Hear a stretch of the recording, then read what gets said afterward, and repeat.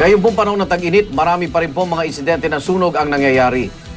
At isa pong sunog ang nasaksiyan ng ating US Cooper sa Mandaluyong. Pero sa sunog na ito, hindi lamang po apoy ang naglingas. Naglagablab din ang pagtulungan at bayanihan ng mga residente para maapula ang apoy.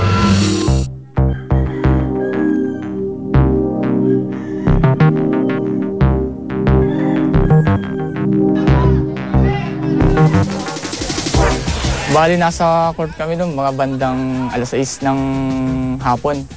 Nakatambay kami doon sa court. Mataas yung court namin. Nakakita yung barkado na may umuusok na sobrang itim. Pinuntahan agad namin dahil alam namin sunog agad yun. Hindi namin iniisip na within 1 hour aabutin yung apoy na yun. Sobrang lakas talaga. Ang iniisip namin kung aabutin ba yung ibang bahay dahil sa sobrang lakas ng hangin.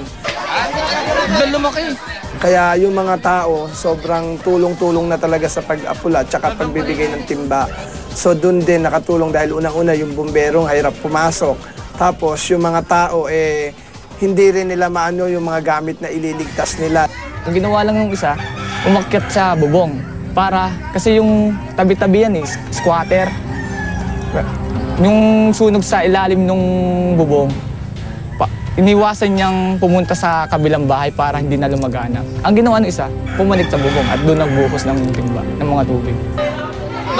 Then umakyat na rin kami sa bubong para tumulong na rin sa pagbuhos ng mga tubig. Hindi na namin inisip yung sarili namin sa mga oras na yun dahil alam namin delikado dahil yung mga kuryente bukas live wire po siya Dahil ang una-una naming inaano yung namin yung apoy, mapahupa namin.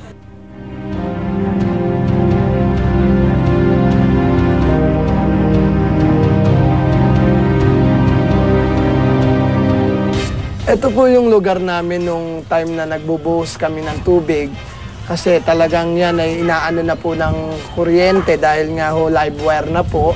Pero hindi na namin inisip yon. Unang-una yung lugar na yon ay delikado nga dahil sa pagbubuhos namin ng tubig. Tapos yung iba nakapaa pa, kaya medyo delikado yung lugar na yon. Yung sunog na yon, hindi siya tumagal ng ganong katagal. Dahil siguro sa pagtutulungan ng mga kabarangay, yung mga kapitbahay doon, na lahat ng gripo binubuksan, nilalagyan ng timba, pinapasa, tapos binubuhos doon. Iba pa yung nasa harapan mismo nila na may bombero. Hindi kami nagkaroon ng balikatan sa pangyayaring yun. Kasi unang-una, ang mga bahay dito medyo luma na, tapos may mga materials na talagang madali nang makain ng apoy. Ang mga tao kasi kung magkakaroon ng pagkakaisa, malaking bagay Malaking bagay ang tulong, lalo-lalo na yung ganitong insidente.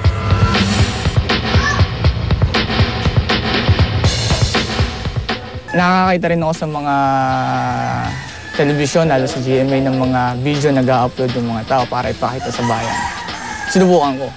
In-upload ko yung video dahil para mapakita sa kanumbawa, sa mga taong nanonood ng telebisyon, kung anong dapat gawin kung may sunog o kapag may sunog. Siguro ganun. Yung nakapasok sa isip ko.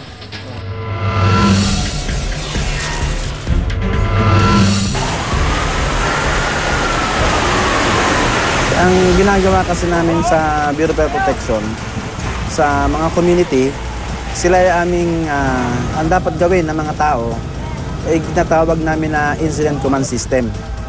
Itong Incident Command System na to, ito yung mga gagawin nila bago dumating ang mga bombero. Unang-una, sisiguraduhin ng mga tao sa community na yung mga dadaanan ng mga fire trucks ay may mga bantay na, may mga tao na yun ang mag-guide sa mga fire trucks kung saan pepesto.